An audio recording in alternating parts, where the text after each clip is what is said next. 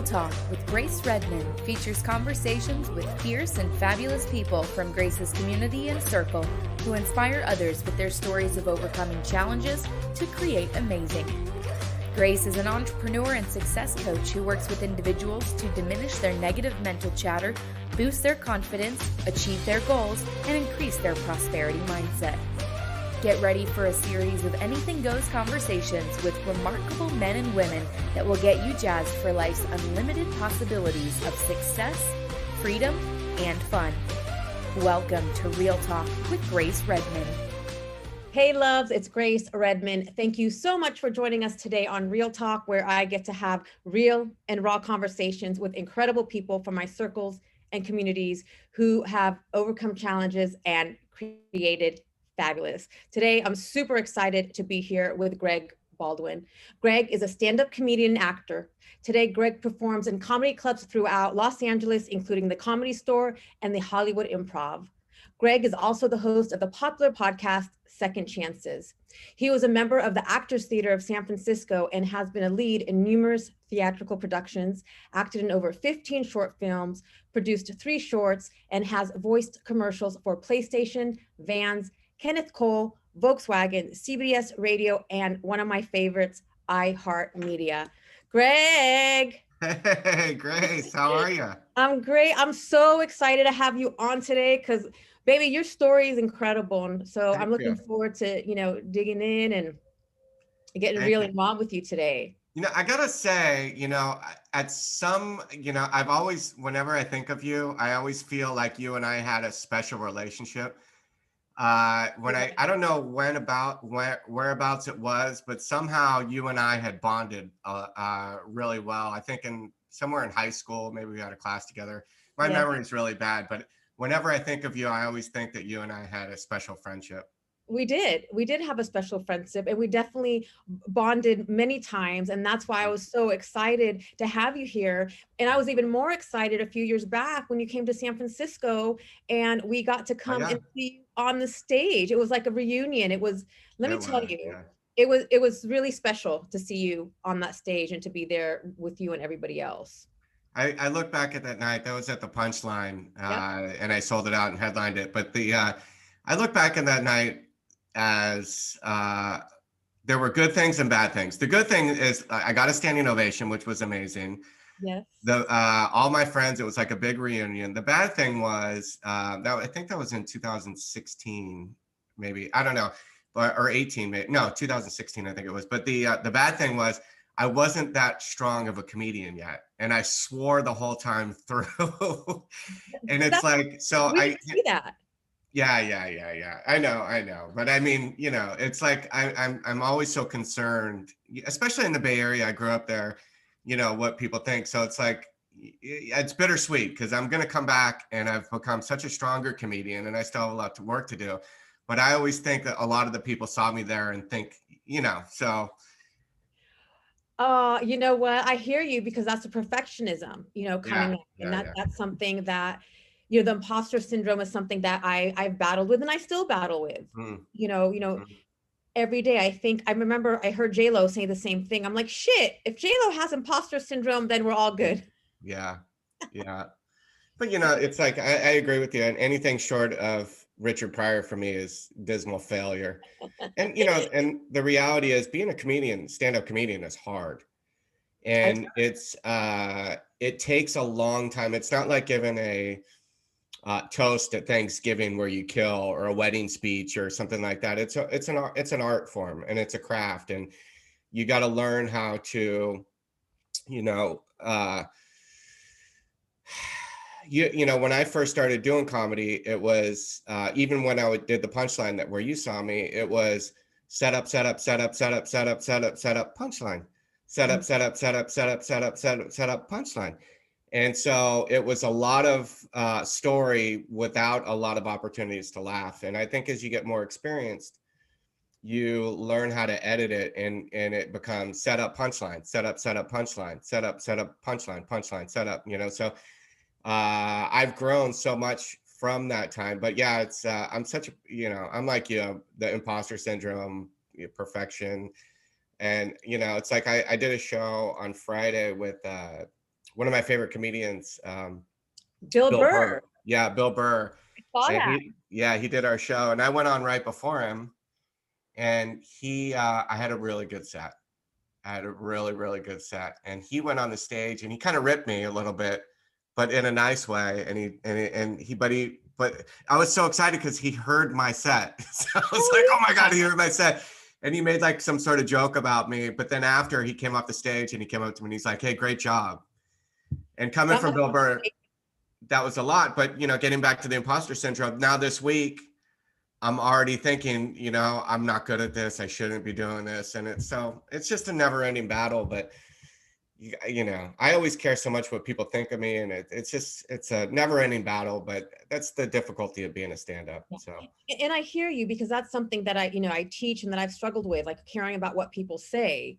Yeah. And when we become, neutral and we accept ourselves for who we are, what people say doesn't, affect us anymore, because really what they're saying has nothing to do with us. It's all about them. Yeah. But let's go back to the imposter syndrome, my friend. I heard that this week you were mentioned on Joe Rogan's podcast. Yeah. My first name. So there's this comedian. Yeah. So there's this comedian. Her name's 𝙂𝙧𝙚𝙬𝙧, and she is a fucking, excuse my French, but you could say fuck. She's a fucking destroyer, like absolute destroyer. But she's a friend of mine, and I had her do a show with me, and I booked her for a show, and we drove down together. It was in Santa Barbara, and we meditated together. Which I meditate twice a day, 20 minutes a day. And she said she had a lot of difficulties meditating, and we talked about it. She's like, I can't stop thinking during meditation. And I said, you're allowed to think during meditation. You're supposed to think. You cannot shut off your brain. Embrace those thoughts and let them come. Could be a perfect meditation when you just think the whole time. Mm-hmm. And she mentioned that, and she mentioned my name. I love it. In regards to the meditation. So that was kind of cool. I mean, I'm super spiritual, and I, meditate every day as well. And I'm getting the sense that was a sign from the universe for you. The meditation, or Joe Rogan? No, Joe, that was a validation. Not that we need it, but the universe validates us in different ways every day. So there you go, my friend. Yeah, I was just talking to somebody about this, and I'm not a religious person, but I'm a very spiritual person, and I don't have anything against religion at all. No, me neither. I just don't go to church, and I just don't participate in organized religion. But I'm extremely spiritual, and I believe in God, and I don't know what it is, but if you heard me talking about this when we were in high school, I'd be like, oh my God, Greg has lost his mind. But there's things and coincidences and signs that have happened. And I do a lot of public speaking, and I shared about it on Sunday, where I hate to say this, but it's almost like the Matrix, where it's like, it's like something happens and then a sign comes to me to point me in the right direction. Yeah. And serendipity or whatever. And it's happened over and over and over again, where if like I put all these things on paper, it's like physically impossible for not to be something working in my life. And it's like I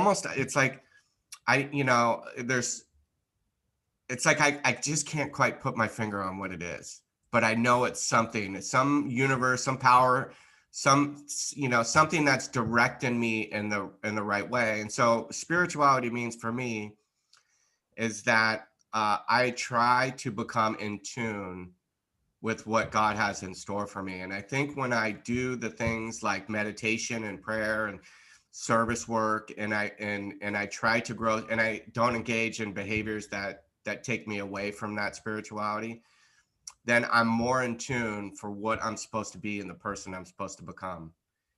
And, and the more that I become selfish and self-centered and don't, forget to meditate or don't do service or whatever, then what happens is I fall away from that spirituality. Maybe I'm not as in tune with what I'm supposed to be or who I'm supposed to become or whatever. But there's always some sort of correction that points me in the right direction. I agree with you 100%. Absolutely. I also believe in the signs that there is a power greater than us. We can call it God, universe, source. whatever it is, and it always has our back, and absolutely it brings us signs, leads us in the right direction. And like you said, when same thing, when I'm, take time to meditate and do my gratitudes and set my intention, I hear those, I hear and feel and see the signs. However, when I fall off and I get into my ego and I start Oh, focusing yeah. on what's not going right, I go back into that state of chaos, which happened to me recently. But also when I went into that state of chaos, it was also a sign for me that there's something in my life that had to change. And that was the universe's way of talking to me. Yeah. And, I stepped back and got back into my meditation, and I figured out, okay, this is where I need to make a change.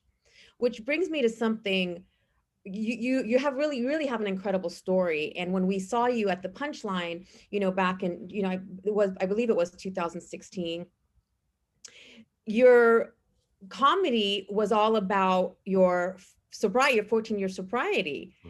And you talked about, I mean, you made it a joke about how, you were, addicted and in this place. And then here you are now, in these lineups with these famous comedians.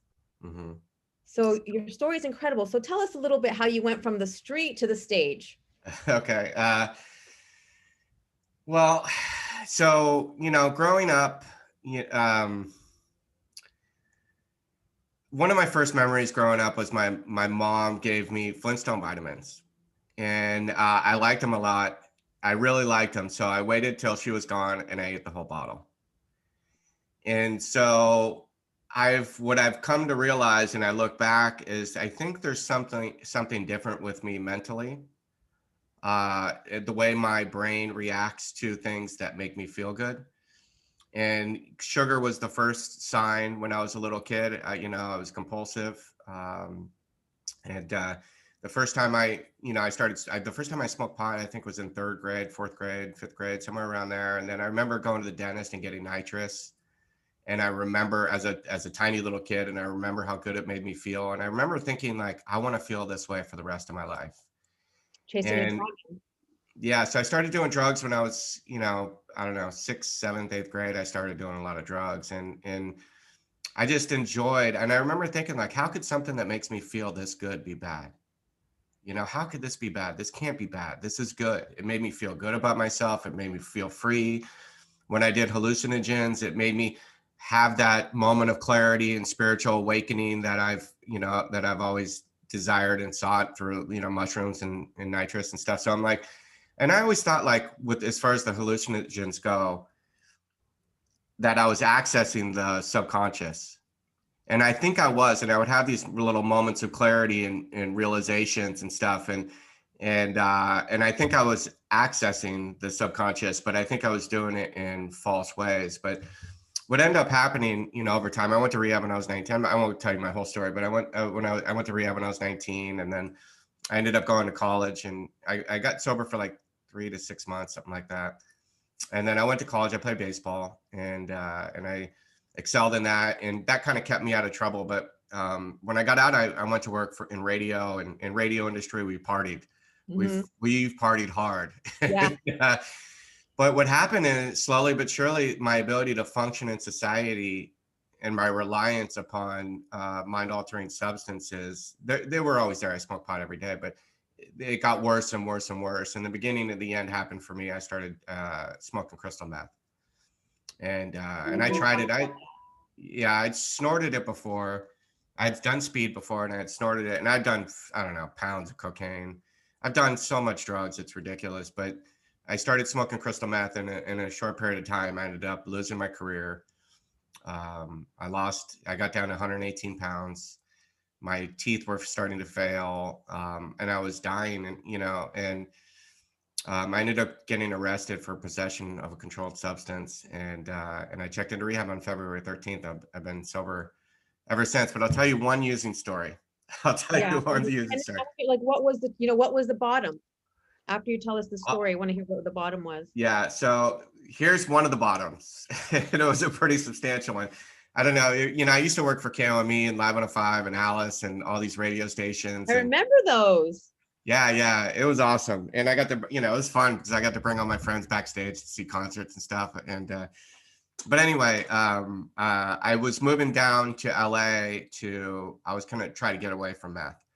And so I left my job at CBS and I was interviewing, and I went on an interview with, I was supposed to transfer to K-Rock, KROQ, which is the big station down here, but it fell through because I was on drugs. But I went on a job interview with ABC, and I went in the interview and I had a bag of meth in my pocket. Don't ask me why I didn't leave it in the car. Oh, And shit. I had a bag of meth in my suit pocket, and I went in the interview and there was a hole in my pocket. And the meth fell out in the interview, which I thought I killed. My resume was really good, but you know, I was strung out on meth. But anyway, the meth fell out the hole in my pant leg, out onto the floor in the manager's at ABC's office. And we're walking out of the interview. He bends over and he finds it and he goes, "What's this?" And he grabs it and he holds it up, and I snatched it out of his hand and I said, "Vitamins." Oh, shit. And he said, "Well, let me escort you to the door." And he escorted me out. He was kind enough to send me a follow-up email saying they were going to pursue me with future employment. But talk about devastation. We laugh about it now, and I tell normal people that story, and they're like, "Oh my God!" But you know, I tell my sobriety. In that moment, it felt devastating. Yeah, it was devastating at the time because I thought my career was over. But I ended up using for another couple of years after that. I lost, you know, like I said, 118 pounds, lost my career, liquidated my 401k, ended up in jail on a drug possession charge. And that my bottom for me was I went to court and they gave me the option of rehab or jail. And I didn't think I could ever get clean. I thought my life was over. And I chose rehab. And I checked into rehab on February 13th of 2007. And I've been clean ever since. That's fabulous. I'm so proud of you. Yeah. And what do you think has been the factor that's helped? Because, you know, addiction is very difficult and a lot of people struggle and they never get sober. What do you think was a factor that helped you get in there and stay sober all these years? So I think, you know, I think what happened when I checked into rehab, I think there was a moment of grace. And you know, addiction is a disease, and it's a brain disease, and it's clinic, you know, but you know, it gets weird when people that don't have addiction think that they can control people like myself or other drug addicts can control it with willpower. We get to a point where willpower is no use anymore, where willpower is no help. In fact, it's a liability. And so what happened for me when I checked in on February 13th is I just surrendered. And I gave up. And you know, before, when I was using I would pray, "God, if you get me out of this one, I swear to God, I'll never do it again." And this time it was just help. And I think what happened is there was a moment of grace, like an intervention of grace. And you know, for people that don't understand compulsion, you know, addiction, you know, there was, you know, I'd be driving down the street, you know, and I would think Coke or meth or alcohol or whatever. And it's like, I'm turning to go do it. And physically and spiritually and emotionally, I cannot stop myself. I just can't. And I get so uncomfortable. Even when I tried to get clean on my own for a couple of weeks, I just could not. I would get so uncomfortable that I don't care what the repercussions are. I can't stand another second the way I feel and the way I think. So I have to use, but there is this compulsion. And when I checked into rehab, I think there was this little bit of grace, just this little tiny separation where before I would think, oh, meth or whatever, and I would go do it. And there was nothing that was going to stop me. But now there was this little bit of space where I'd be like, oh, meth. Yeah, sounds great. But shit, I'm in rehab, or, you know, I want my life back or whatever. And there's just a little bit of separation. And so what's happened over the past 14 years is, you know, I work a recovery program, and that little bit of grace is, you know, I work a recovery program. I pray, I meditate, I do service work. And that little itty bitty space of me thinking and using has gotten bigger and bigger and bigger. And so now I can think, meth, you know, and listen, I like the way meth makes me feel. I really do. and mushrooms and ecstasy. I like the way those things make me feel. But now there's a separation where I can play the tape. They say play the tape. I can be like, oh my God, I'll lose my comedy career. I'll lose my sobriety. I might not make it back. My parents will be devastated. And I could play that tape through. What I think will happen, and a lot of people relapse. Relapse is very common for addicts. And what will happen is if I stop going to meetings, I stop working a recovery program, I stop praying, I stop meditating, that space is going to get smaller and smaller. And either I'm going to forget, or I'm going to get so uncomfortable in my mind and my body, I don't care anymore, and I'll pick up. So Well, I always have to continue to grow my spiritual life. But I hate to say this, and it's and because but it was God. Well, when you use the word surrender, I really believe in the principles of the universe and surrender. Something in Al-Anon, because I had to go to Al-Anon for many years, was let go and let God. And so when you said the word surrender, that's the phrase that came up in my mind. And then when you started talking about that little bit of grace, and then your commitment and consistency to the meditation, to the prayer. And so when we let go and let God, like you did, surrender, and we turn to our higher power, and I can't relate, to what you're saying, although I've had many addictions. It's just like you said, when you're committed and consistent to growing your spiritual, your spiritual self, God's always there to help you make better decisions. Yeah. There's, like I said, I'm not a religious person, but there's something to this life. And I don't think anybody knows it. The Dalai Lama might have but definitely has a better idea. The Dalai Lama, what's his name came into my head? Bill Murray. Bill Murray. So he has a better idea of what life is about, but or what happens when you die. But it's like there's just something, and everything is temporary. Yes. And it's like I had this amazing, this amazing weekend where Bill Burr complimented me, and I spoke at a couple big meetings, and I won the NCAA March Madness basketball pool for $1,400. Nice. And like all that, but you know what? It's like now, I'm back, and it's all temporary, and it's gone. All that weekend is gone, and now it's a new experience, and it's life is a trip. I lost my brother died last November of 2019. I remember. God rest his soul. He had a tough life, and my cousin died when I was a little kid. She was in her 30s. When I was in my, actually not a little kid, kind of a little kid. Mentally, I was a little kid. I was in my 20s, but she died of ovarian cancer. We've lost Tony Rossi. We've lost grandparents. Death is something that we all are going to deal with for the rest of our lives, including ourselves. We're mortal, but I think there's just something greater.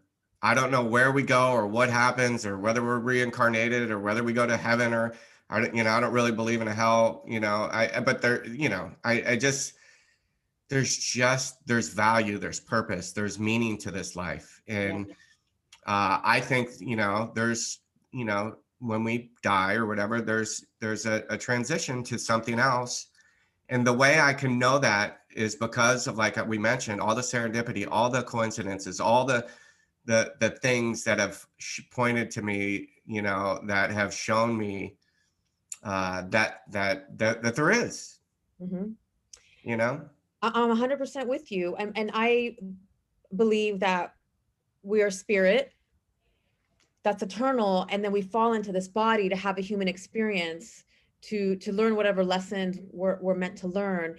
And at the end of the day, the greater purpose is for us to go back to ourselves, meaning finding our spirituality. And when we go back to ourselves and, are deep in our spirituality, our natural instinct is to serve and to give back, just the way you're doing. Yeah. I always said, I speak a lot about recovery. I always share, I I started doing, so I got sober, and there's this thing that where we bring recovery inside the LA County, inside jails. I was just going to ask you about that. Tell us about that. Yeah. And so, you know, when I first got sober, I thought I got sober because I wanted my life back. And I thought that's what sobriety was about, was get your life back. Cause I want to be an actor and follow my dreams and, you know, maybe get married and have kids, although that's looking more unlikely. But anyway, it's another point, but another story. But I just felt that like recovery was to get your life back, right? And so throughout my recovery process, you know, there was something happened where I cleaned up, I made amends, and I cleaned up the wreckage of my past, and I was overcome by this overwhelming sense of peace. And then I thought, oh my God, recovery is about serenity and peace. But I heard about this thing called where we can bring out recovery to inmates. And so I started going into jails and I started speaking to inmates. And there was an inmate in there that I had seen a few months in a row that was incarcerated. And he came up to me and he said, hey, I'm getting out on Friday. And what should I do? And I said, well, you come meet me at this recovery meeting and I'll introduce you to some people who will help you get started in your recovery. And so I went to that meeting. He didn't show up. And about 4 months later, I was at that meeting and he saw me. He comes running up to me and he's like, hey, do you remember me? And I'm like, no. And he goes, from jail. And I'm like, oh, dude, what's up? And he said to me, he goes, hey, man, I got out. I started drinking again. I hit another bottom and I came here looking for you. You weren't here, but I raised my hand as a newcomer and all these people surrounded me and they got me into a sober living. He goes, I'm sober 3 months. Amen. And I'm like, wow, that's amazing. And about a year and a half after that, I was at a recovery meeting and he was the speaker. Yes, that's what I'm talking about. He was the speaker and he started sharing a story how he was introduced to recovery while he was incarcerated. And he didn't know anything about recovery and he was introduced to it. And he said there was one person that came in that said something that saved his life. Yes. And, you know, listen, I didn't save his life. I don't have that kind of power. I just happened to be the hand of service that was there at the time. And, you know, and if it wasn't me, it would have been somebody else. But at that moment, I think when, you know, I had a moment of clarity, a spiritual awakening. And what that moment of clarity was that life is about service. Yes. It's not about my career, or comedy or financials or whatever. Maybe it's not about just about that serenity and peace that I got from recovery. It's really about service. And you know what? Maybe it's a little bit about everything, you know, and, you know, maybe it's about, you know, for, you know, being a parent or, you know, and being self-supporting so we could be a good example and having peace and serenity in our life so we can, you know, be happy and joyous and free. But ultimately, I think, you know, that life is about service. And I think we've all been put on this earth to be a service in some capacity. And I found my way, and it's through recovery and also making people laugh. And there's a lot of, but I think, you know, that you know, life is about service, but then I think it's also a little more complicated than that, you know, and I, about that. When you say it's a little bit more complicated than that, what do you mean? You know, it's not just about service. It's also about spiritual growth, and it's about becoming a better person, and it's about growing individually so we can, you know, be a better example. And, you know, but ultimately all the gifts, and I always pray, every night that, and you know, that I can use the gifts that I've been given to better serve humanity, you know, and, you know, but I think there's a lot of different things to life, but I think, you know, we're all put on this earth to be a service, and we got to find our capacity to be to serve. Yeah. I mean, I agree with you 100%. I used to, you know, again, like I had the ego, like, okay, you go to school, you work hard, you know, you make the money and that's what it's about. And I realized like, and there's nothing wrong with being successful and you know, taking action and having money. I mean, that's our birthright. But I realize now you know, this is my perspective of purpose. So my purpose is to continue to grow spiritually, to get closer to God's source, whatever it is, be a better person. I can have fun doing it because when I'm being true to myself and, you know, growing spiritually, then I'm setting the example. Yeah. When I set the example that, you know, that's being of service. And then being of service, you could be of service in many different ways. Like, the mom and, in the PTA, she's being of service. So I feel in the past, I had this grandeur, vision of service. And service is, like our friend, Johnny Carino, he's been hooking up, and making us happy with his empanadas. And that's Yeah, service right there, because he I drops them love that. off. I love that. You're right. He's doing really well. Yeah. I'd So love to see that because Johnny Carino is hustling. yeah, The he guy's is. always, moving stuff and and just the guy's a hard worker. And then to Yeah. see that success, I think yesterday he sold like 140 or something empanadas, and it's like and I was thinking about this yesterday. I'm like, God, he should start a little company and like have a little manufacturing company and see if he can get it into some of the local stores. And it's like, yeah, you're right. There's just so many different ways to be of service. And sometimes being a service is just showing up. Oh my God. Yes. And sometimes, during COVID, I had such a hard time just fucking showing up. And then, I'd show up, and then, source spirit God would just lift me up. And that was it. It was just the service was showing up and, letting people know how I feel, and then they could relate, and then they're not alone. And that right there was service. Yeah, the COVID and the quarantine has been, it's been difficult and isolating, and but it's also, for me, and listen, I have it a lot better than others, and some people have it better than me, and some people have it a lot worse. But it's been, there's also been a lot of growth from it. Right before the pandemic hit, I was scheduled to open on the road for 𝙤𝙬𝙬𝙀 a Saturday Night Live. And we had 5 shows booked in Chicago at Zanies. And then I was going to open for him at the Hard Rock Hotel in Florida, which is this incredible, wonderful venue. I was doing 5 shows opening for him then. And, I've been grinding it out in LA, and I've done shows in the Bay Area, but I've never toured with an open for a headliner. And 𝙤𝙬𝙬𝙀 is a good friend of mine. He was on Saturday Night Live for 11 seasons. So this was like a dream come true. He's the guy that played Bill Clinton, and also Sean Connery in Jeopardy, which is one of the most memorable skits on Saturday Night Live. But he was on there for 11 seasons. I love Saturday Night Live. Yeah, and so I was supposed to open for him. He asked me to open for him, and it was like a dream come true. And then pandemic hit, and I'm like, oh my, I'm like, what? Not now. And so what happened is all those outside things were taken away for not just me, but for almost everybody. Our lives changed, and it was just me sitting in my house by myself, and all those things were all taken away. And so it made me realize, like, what's important in this life, family, friends, service, recovery, what's really important in life. And like you said, there's nothing wrong with success, and I wish, in a lot of ways, I wish my ability to serve would be to be a billionaire and to give money to grants and I would love that too, babe. That would be a very fun, and also, travel the world and, whatever. So, that would be my choice of service, or being a headliner and open and making people laugh, whatever. But anyway, so all that material stuff was taken away, and all that success stuff was taken away. And it was just me sitting, and it really came down to me going on walks, going to the beach, meditating twice a day.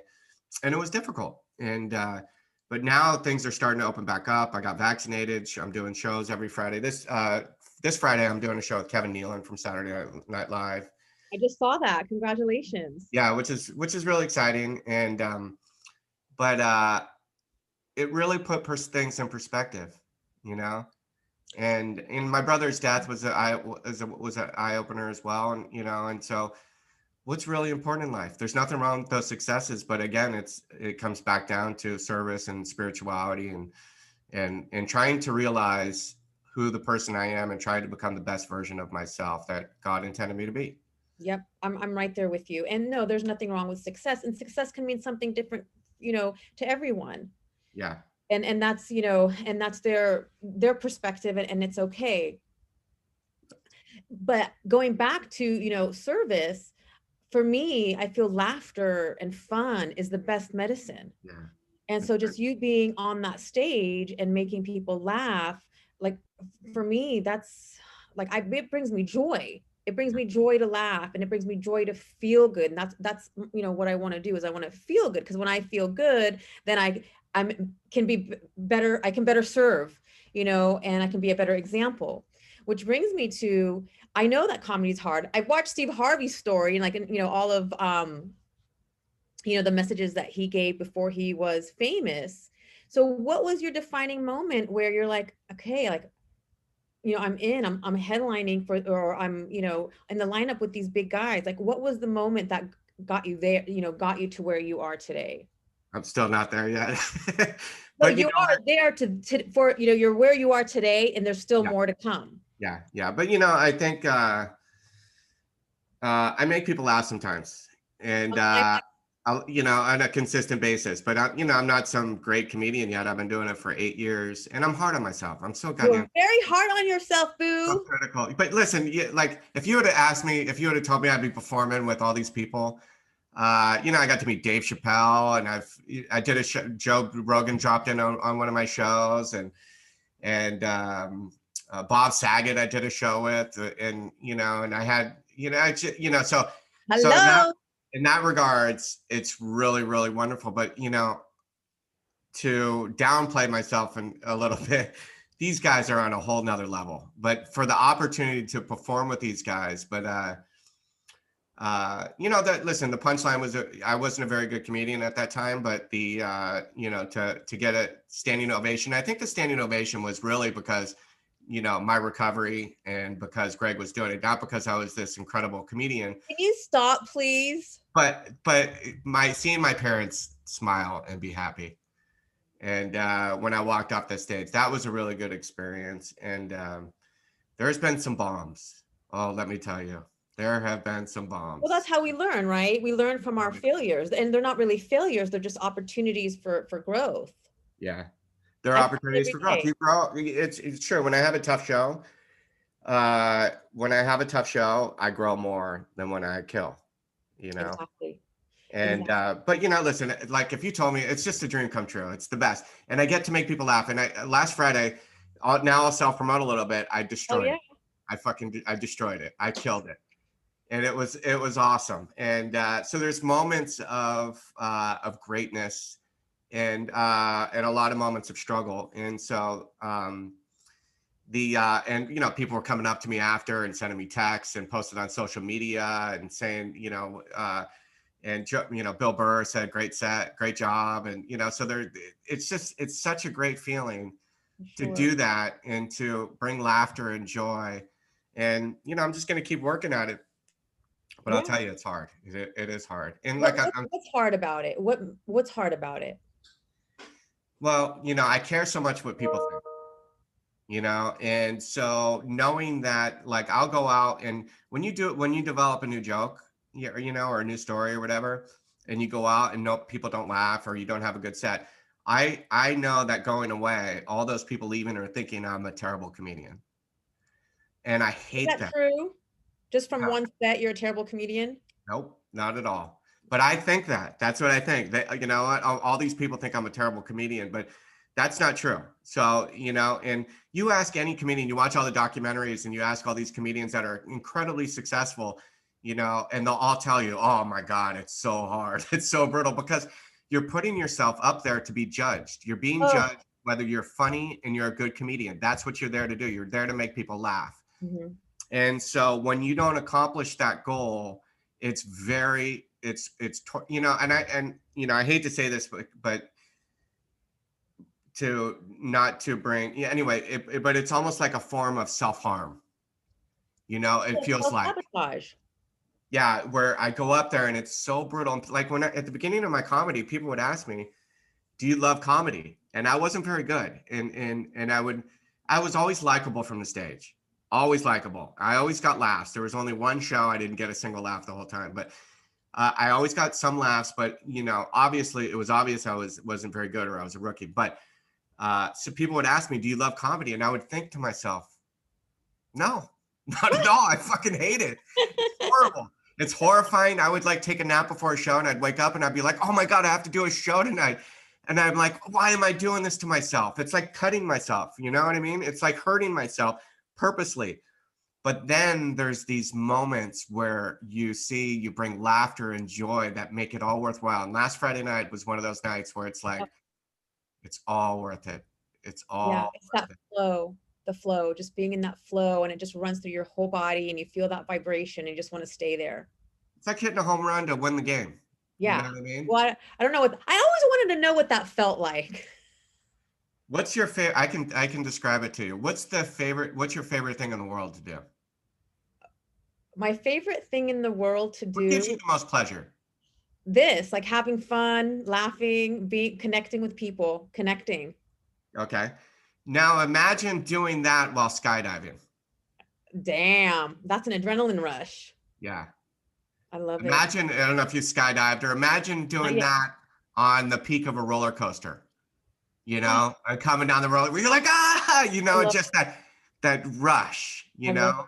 And that's what I love. I'm addicted to that rush. And I get the rush, like when we're, kind of get in that flow, we get in a trance and it just flows. It like fills my whole body and it feels amazing. Yeah. That's an interesting point, because as a comedian and as an athlete and as an artist, or as, anything, you try to train yourself to get in, athletes call it the zone. And the best people at being able to achieve this, you look at Joe Montana, obviously Tom Brady, San Mateo hometown boy. Hell yeah. You try to get yourself in that ability where you can just react and not have to think about it. Every time I find myself going into my head to process it from the stage, I get in trouble. When I just let it go and I put it and it's in my body and I'm in the zone, is what athletes call it. And, then I can perform at my highest level. And, I use Tom Brady and Joe Montana as the best, because they have ability to access that and to get there consistently and perform under pressure at such a high level. And that's where you want to achieve. But I can tell you how you get there. And tell me. Work. That's it. Yes. And hard work. Yeah. And something you said earlier, like we're always going to get better. Like, right now where you're at, you're great. And there's always room for improvement. And we're always going to grow and get better at what we're at. And like Tiger Woods didn't get great from just going out and hitting a golf ball, once in a while, just like Tommy and, Joe Montana. It's like you said, it's commitment, it's consistency, is being grounded in yourself. Mm-hmm.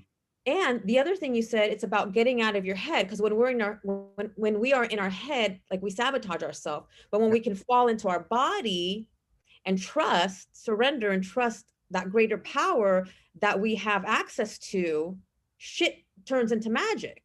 Yeah. But it's easier said than done. You said a good thing that sparked something in me, and it's that self-sabotage. Yeah. And there's something, that will block me from achieving great success, because deep down inside, I don't feel I deserve it, And so you just hit a point. I won't allow myself to achieve that success, or I won't try, or I won't do this because I feel that deep down inside, I don't deserve it, or it's not going to work out and I'm going to fail. So what I'm trying to do now, and as part of my growth as a human being, is to know I'm a good human being. I'm a good person. I deserve to feel okay. Yes. And I was telling somebody this on Monday. I had this amazing weekend, and my head wants to tell me, you know what? It was just a fluke. It's going to go away. Bad things are going to happen. And I shared this with somebody on Monday. I deserve to be okay, to feel okay. I deserve that weekend. It's your birthright. It's okay to have success and to enjoy it. And listen, difficulties and hardships are going to come. Always. But when things are going good, I deserve it. And I think, I pray. I pray every night before I go to bed, and I pray one night, like I said before, that to use my gifts to better serve humanity. And I think my development of spiritual growth is allowing me to achieve more success. And there's a lot of things, and the service work that I do makes me feel better about myself as a human being, that will allow me. And it's like, I'm trying to remove those blocks that allow me to achieve success, and realize that I'm a good person. I deserve it, but it's complicated, like I said, you've seen a lot of deprecation, me about my show at the Punchline, and I wasn't very good at the time, and I have a tendency to do that because I don't want to boast or think I'm like, anyway. But what's funny that you bring all this up, because I could relate. So prior to becoming a certified, success and transformation coach, when I was studying, getting my master's NLP certification, I didn't realize that we live 95% of our life based on unconscious beliefs that were imprinted in us from when we were children. And then our core theme story for every single person, I haven't met someone that core theme story wasn't, I'm not worthy, I'm not good enough, I'm not deserving, I'm not safe. So it's not just you. It's like we all have that core theme story, and then we run our life on those unconscious limiting beliefs that do sabotage us. But once we're aware of it, and we can start, rewriting that story, amazing things happen. And one thing that I've had to learn, and it hasn't been easy, is like you said, no matter what, we are worthy, regardless of what we have experienced, regardless of what we've been through. We are worthy. It is our birthright. I don't have to deserve anything. It's my birth. I don't have to earn anything. It's my birthright to live a full life, to have great things happen to us. It is. Yes. It is. So my friend, you are worthy no matter what. Yeah. So am I. So is everybody else. There's a story. I'll tell you a story how I became a stand-up comedian. I'd love to hear it. I was at a recovery meeting one night, and there was my friend Glenn introduced me to this guy, and he was new into recovery. I think he had 30 days clean or something. He introduced me to him, and at the end of the recovery meeting, he asked me, he says, hey, will you give Jimmy a ride home? We give him a ride home. And here's what I thought on the inside. Why don't you give him a ride home? Why are you asking me, man? And you know what? But I've been, I try to say yes to the universe. You know what I mean? Because I never know what is going to lead me down, a new path or a new experience or new growth or whatever. So I try to say yes to the universe. Yes. And so I said, sure. And I gave this guy a ride home. And on the way home, I asked him, I said, do you have a car to get to meetings? And he said, no. And I'm like, you want to go to meetings to get together? I'll pick you up. And he's like, yeah, that'd be great.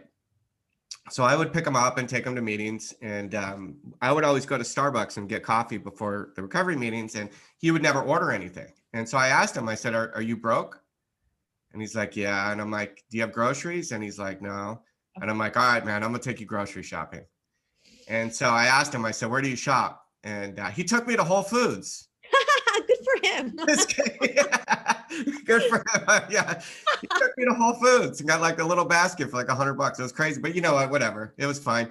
And, but I took him to grocery shopping, bought him some groceries, and we just became friends. And we became good friends, and we were going to meetings and running. I didn't know anything about this guy. And it turns out he was a stand-up comedian. And I had gone to the Comedy Store and watch these comedians. I always loved to go. I would go by myself and just watch these comedians and laugh, and but never did it ever cross my mind that I would be a stand-up. Never crossed my mind, because I didn't think I could write or be funny or anything like that. I've always been a good public speaker, but I've never considered my mind. And so he invites me to go see him at this show at the Comedy Store. And does maybe 3, 4, 5 months after we became friends.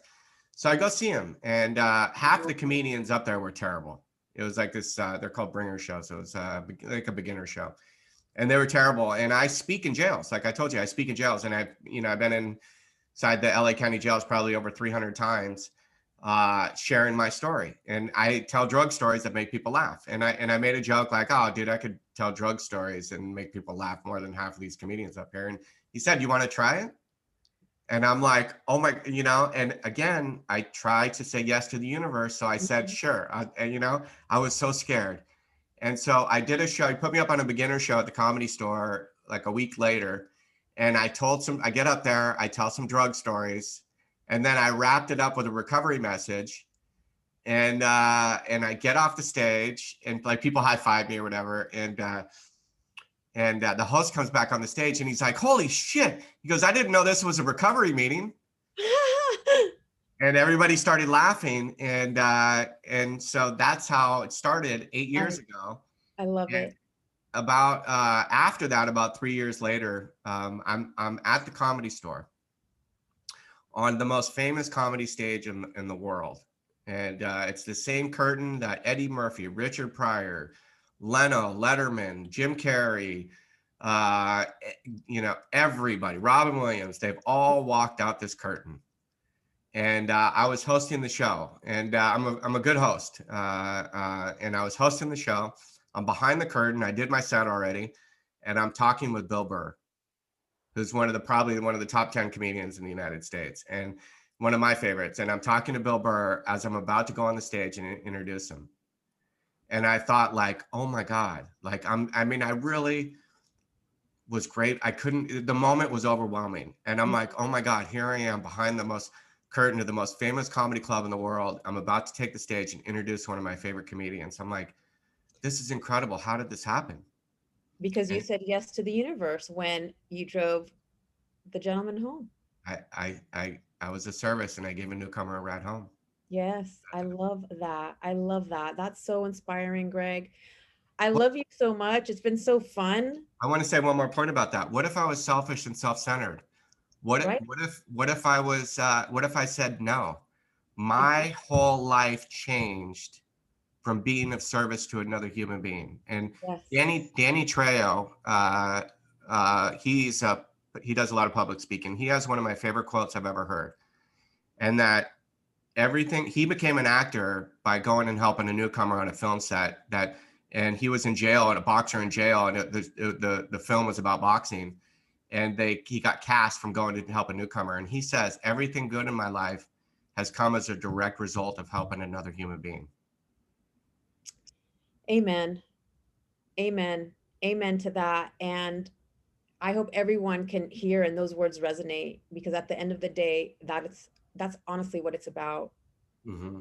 That's what it's about. And we're all one. Yep. One last quote from Jackie Robinson, the first African-American baseball player.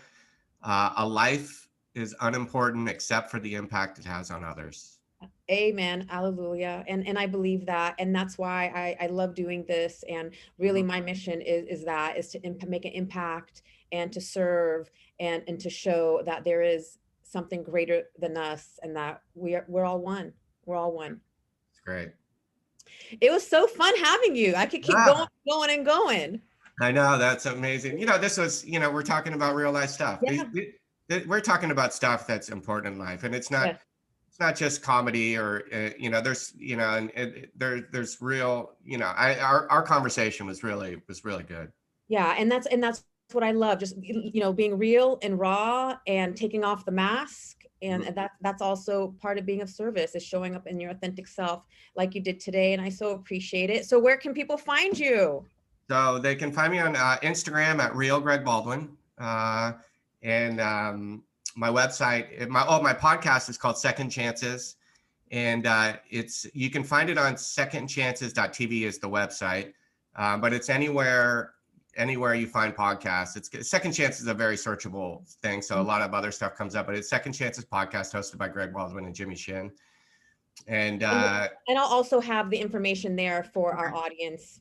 We've had on like a lot of celebrities. I just had Joe Manganiello from True Blood on. I love him. I've had, Daryl Hammond from Saturday Night Live. I've had on the head sheriff of LA County jails. I've had inmates that, that there was an inmate that was sentenced to murder he got a life sentence for murder and a drive-by shooting, and he got out and he changed his life and started a nonprofit to help people. And I've had tons of celebrities and tons of, real world, but just like you're doing, my goal is to bring hope and inspiration to the world, and sometimes it's one listener at a time, and but anyway, secondchances.tv is the website. Yeah, and so we'll make sure, guys, that all the information will be there for you at the end of the podcast. And it was such an honor and a privilege to be here with you and have this chat. And, I'll be reaching out in the future because there's way more we can chat about. Yes, of course. I love you, my dear. And I love you too, Grace. thank you guys so much for being here with us today. And make sure you find Greg Baldwin. We'll have the information there for you at the bottom of the podcast. And make it a great day.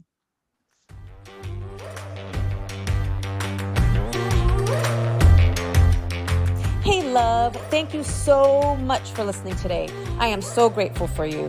I'd like to show you my appreciation by gifting you a free forgiveness self-hypnosis audio download. Part of living the fun and fabulous life is practicing forgiveness. Forgiveness can be such a long and challenging process. My intention is that this forgiveness audio will help you in practicing forgiveness, especially with yourself. Grab it by visiting 𝙤𝙤𝙤𝙬𝙤com/forgiveness. For more inspiring tips, make sure to connect with me on social media. Drop me a line on Facebook or Instagram at Grace Redman 𝙤𝙤𝙤𝙬. Until next time, keep moving forward towards living your fabulous life.